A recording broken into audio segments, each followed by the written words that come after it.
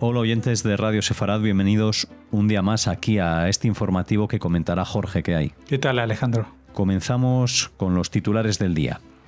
Israel mata al jefe militar de Hezbollah en un ataque selectivo en Beirut. El jefe del ejército israelí despide oficialmente a los jefes de inteligencia, operaciones y del Comando Sur durante el 7 de octubre de 2023. Estados Unidos y Ucrania informan de avances a medida que las conversaciones de paz se orientan hacia las demandas de Kiev. Colombia afirma que 17 menores fueron rescatados de la secta judía Lev Tahor en medio de acusaciones de abuso. La Corte Penal Internacional concluye que Israel no cometió genocidio en Gaza. Estos son los asuntos que les invitamos a escuchar hoy aquí en el informativo de Radio Sefarad.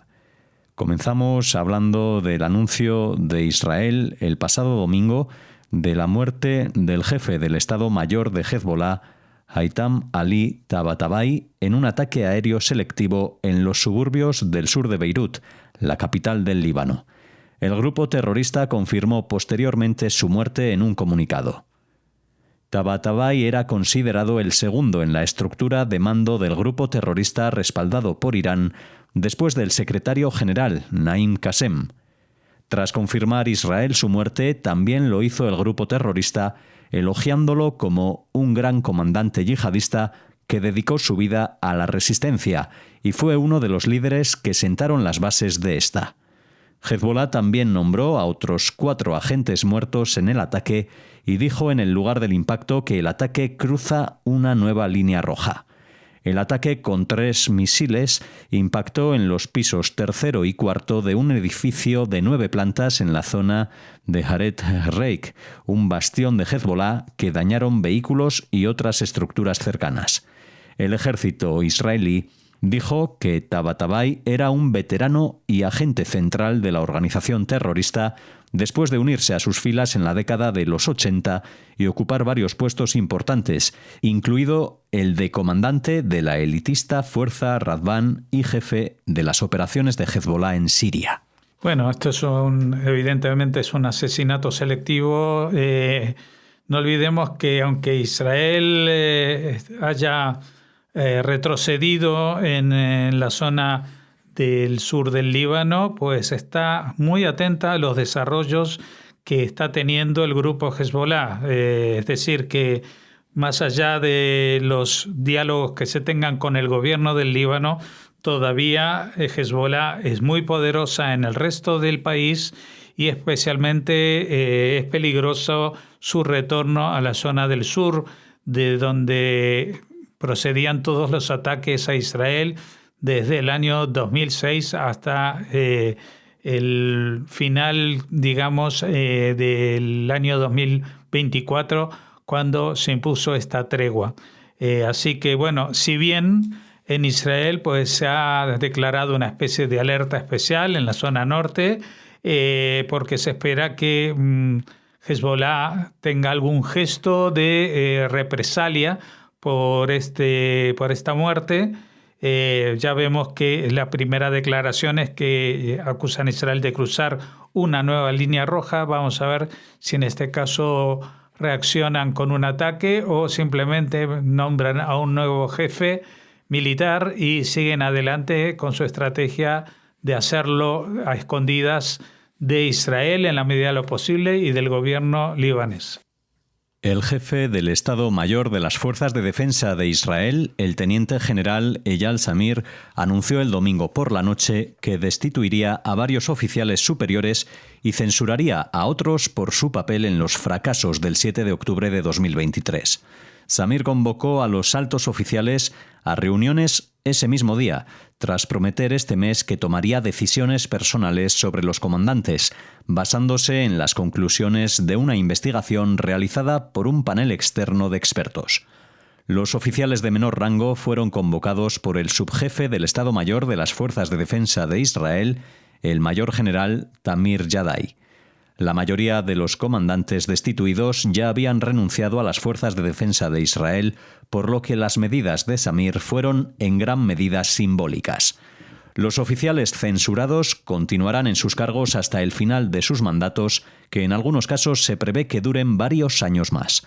En una declaración en vídeo, Zamir dijo: «No es fácil tomar decisiones que afectan a personas que valoro y que han dedicado su vida a la seguridad del Estado, personas con las que he luchado durante décadas.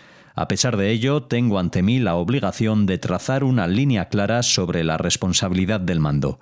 Esta no es una responsabilidad que elijamos asumir, sino una que asumimos por ser comandantes de las fuerzas de defensa de Israel», continuó. Si no agudizamos el significado de la responsabilidad, la confianza en el sistema se erosionará y esa confianza es la base de nuestra capacidad de luchar, ganar y defender el Estado de Israel, dijo Zamir.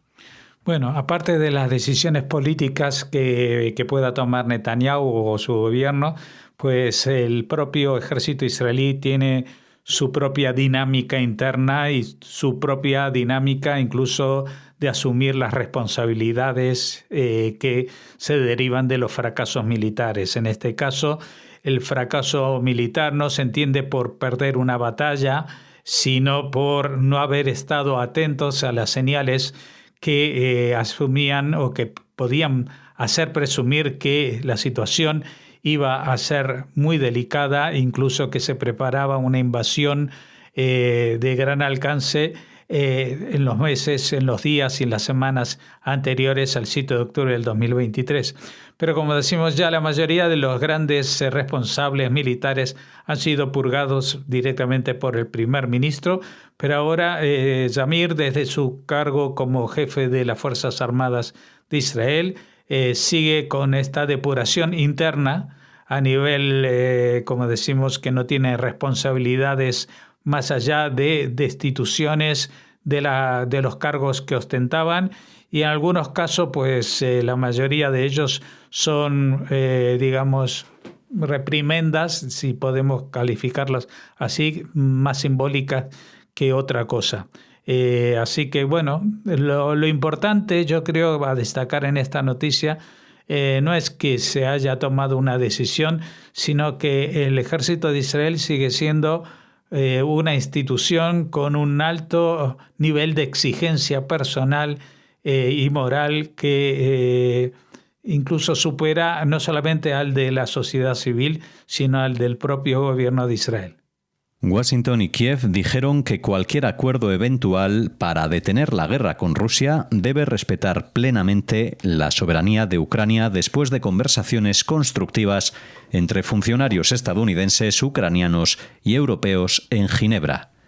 Tras un día de reuniones que comenzaron con una propuesta estadounidense que fue criticada por favorecer a Rusia, los negociadores elaboraron un marco de paz actualizado y refinado según una declaración conjunta de Estados Unidos y Ucrania publicada el domingo.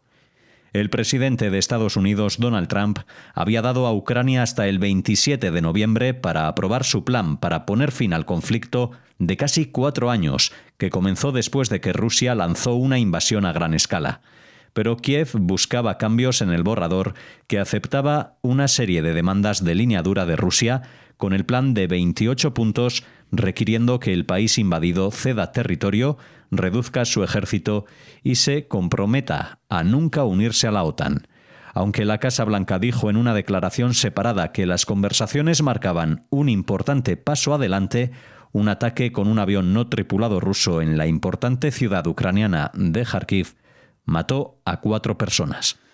La verdad, mi opinión personal, mi sensación más que opinión, y tampoco soy un experto en el tema de la guerra de Rusia y Ucrania, pero me da la sensación de que es muy difícil pararle los pies, especialmente las botas, diría yo, a Putin y quizás incluso el presidente estadounidense está tratando de contagiar cierto optimismo al presidente ucraniano, pero me parece que tiene todas las de perder a pesar de lo que dicen en esta declaración, que se debe respetar plenamente la soberanía de Ucrania, porque ya la verdad que yo veo imposible que Rusia acepte que Ucrania, dentro de su propia voluntad soberana se adhiera a la OTAN o a la Unión Europea.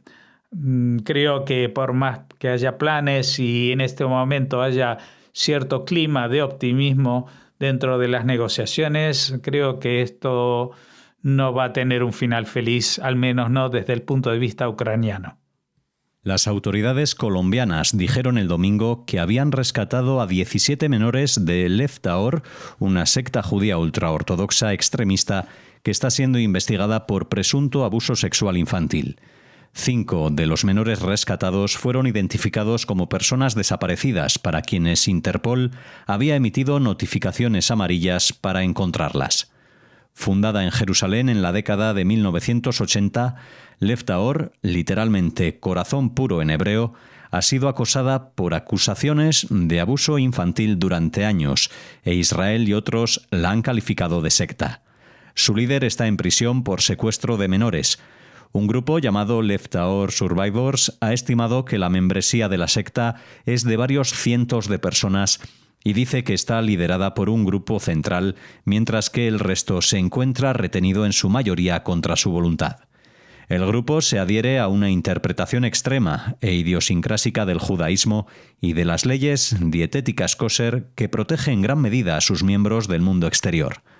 Las mujeres y niñas mayores de 3 años deben vestir túnicas negras que les cubran completamente el cuerpo, lo que lleva a algunos a llamar al grupo los talibanes judíos.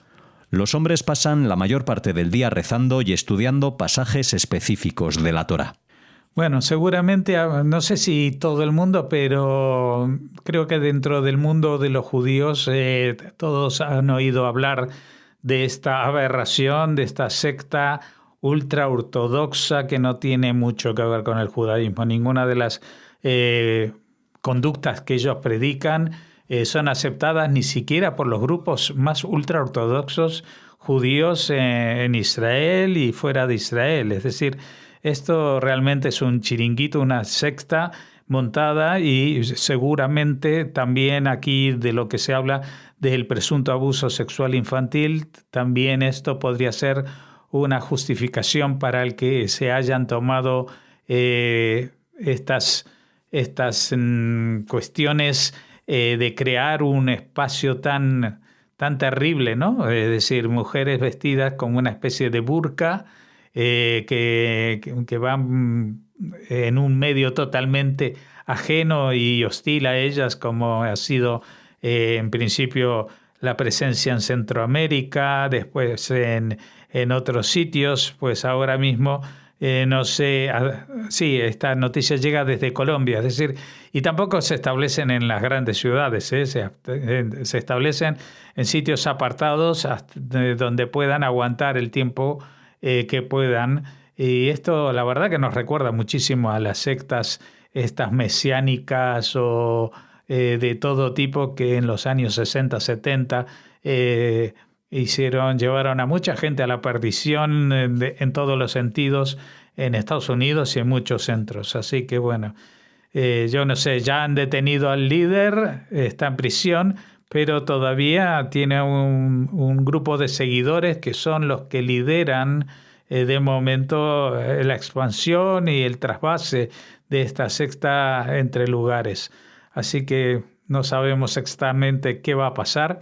Sabíamos, hace unos meses, si no un par de años, se supo incluso que habían tratado de negociar con Irán para establecerse allí y estar a salvo de, digamos, de las críticas del resto de los judíos, no solamente israelíes, sino de la ley de Estados Unidos y de muchos otros lugares del mundo. La Corte Penal Internacional concluye que Israel no cometió genocidio en Gaza, pero cree que existen motivos razonables, es decir, basados en acusaciones sin pruebas, para creer que Benjamín Netanyahu y Yoav Gallant son responsables de usar la hambruna como método de guerra. A pesar de ello, aclaran que no concurren todos los elementos del crimen de lesa humanidad de exterminio, refutando las acusaciones de genocidio, a menudo amplificadas por voces anti-israelíes.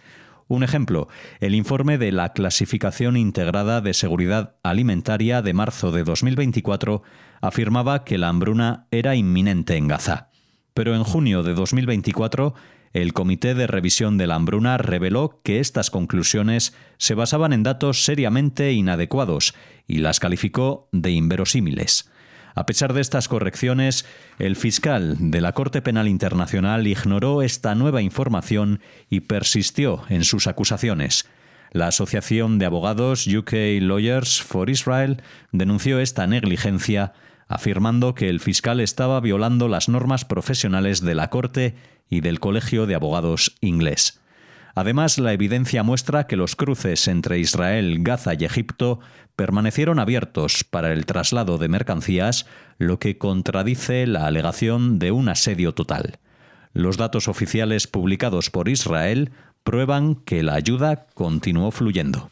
Bueno, y ahora que la propia Corte Penal Internacional se tiene que desdecir de las barbaridades que dijo, yo les reto a mirar los noticieros de estos días, a ver si aparece esta noticia entre las más destacadas, entre las medianamente destacadas, o si simplemente alguien las menciona o las obvia, porque lo importante es sembrar la crítica, el insulto, en este caso acusando a Israel de cometer un genocidio con hambrunas. ¿Se acuerdan que hace unos meses incluso había un informe o varios informes que decían de aquí a 2-3 meses van a morir no sé cuántos cientos, sino miles de niños, y a pesar de que entre ayuda humanitaria ya habrá muerto de hambre? Y todo esto no existió jamás. No existió porque esta afirmación era totalmente tendenciosa e ideologizada, y es más terrible cuando lo hace el propio fiscal de la Corte Penal Internacional, una organización internacional que supuestamente viene a velar por la justicia y para no caer en las provocaciones de los políticos, y que lo que está haciendo es justamente eso, hacer política, promover el odio hacia Israel, que permítanme que lo diga, también es el odio hacia los judíos en general. Con este comentario les invitamos a escucharnos en una próxima edición. Nos despedimos aquí en Radio Sefarad hasta el próximo informativo.